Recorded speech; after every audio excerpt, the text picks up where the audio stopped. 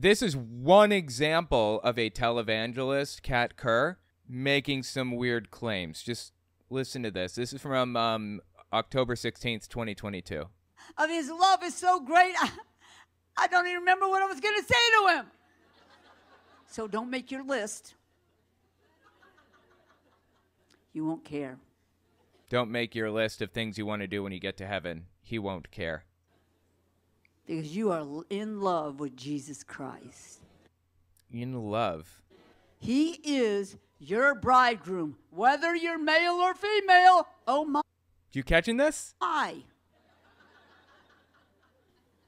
So the women in the spirit can be spiritual kings. He is King of kings, female kings, and male kings.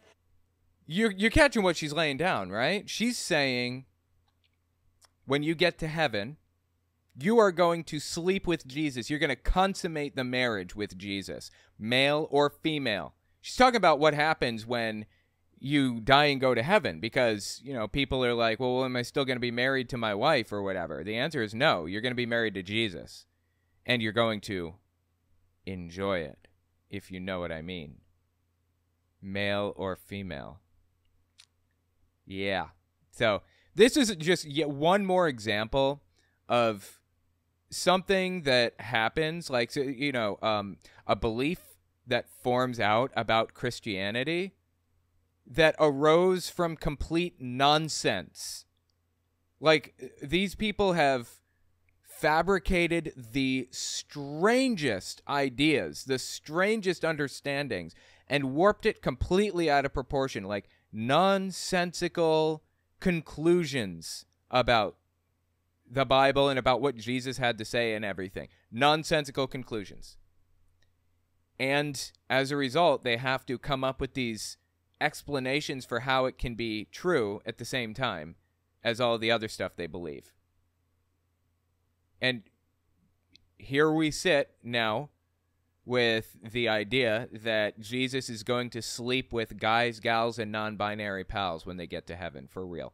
It's so ridiculous. Anyway. Lord of Lords, male lords, female lords. We are priests unto our God. Male. Why is she yelling? And female. There's only one wedding in heaven. Please stop yelling, Kat. And we'll all be very happy we're going to it. He told me to share this one last thing. No, he didn't. A lot of people ask me all kinds of questions about what will your relationship be like, because you know what I'm talking about when I say when men and women live together. I do. I do know what you mean. As husband and wife.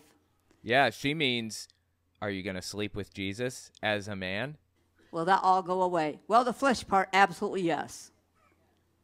But when we have our betrothal with Jesus Christ. When we Jesus is what she's saying. When we Jesus. Quick interjection, this won't take long. I just want to say, if you want to support my channel, the best way you can do it is by watching this video to the end, or at least watching a little bit longer than you would have otherwise. YouTube's recommendation algorithm works off of watch time. You can also subscribe to the channel, like the video, and check out my Patreon. Link is in the description for that. All right, back to the video.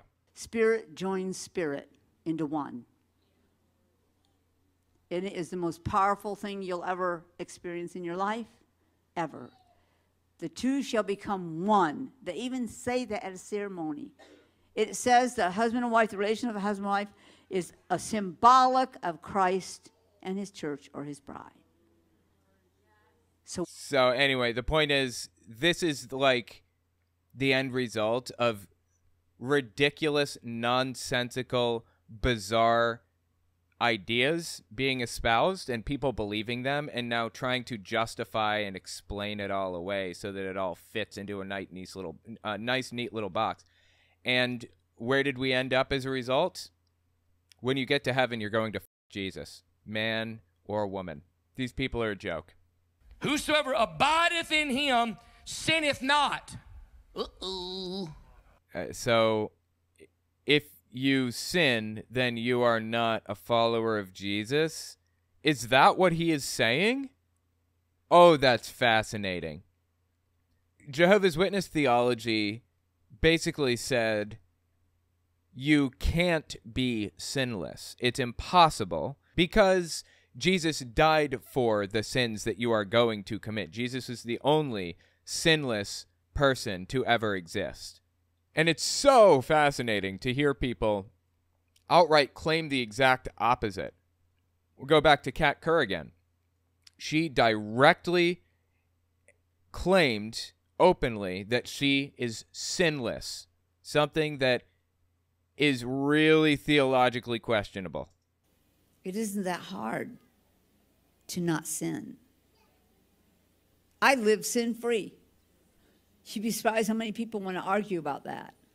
Yeah, that's theological nonsense. Well, why are you arguing? What's in your soul? Who cares about your wallet? What's in your soul? If you had what's right in your soul, your wallet would be full already, people. Oh my God, it drives me nuts when she yells into the microphone needlessly. There's another one. So not only does she not sin, but she says, if you don't sin and you are perfectly righteous, you're living life the way Jesus expected, you will be filthy rich also. If you don't sin, the less sin that you commit, the richer you will be. I mean, the wealthier you will be, like monetarily, the more money will be in your pocket. That's insane. Seriously? What an absolutely ass-backwards way to interpret the Bible and the things that Jesus said. Jesus specifically said, if you are rich, you cannot get into heaven. It's easier for the camel to fit through the eye of a needle than for a rich man to enter the kingdom of God. Something to that effect.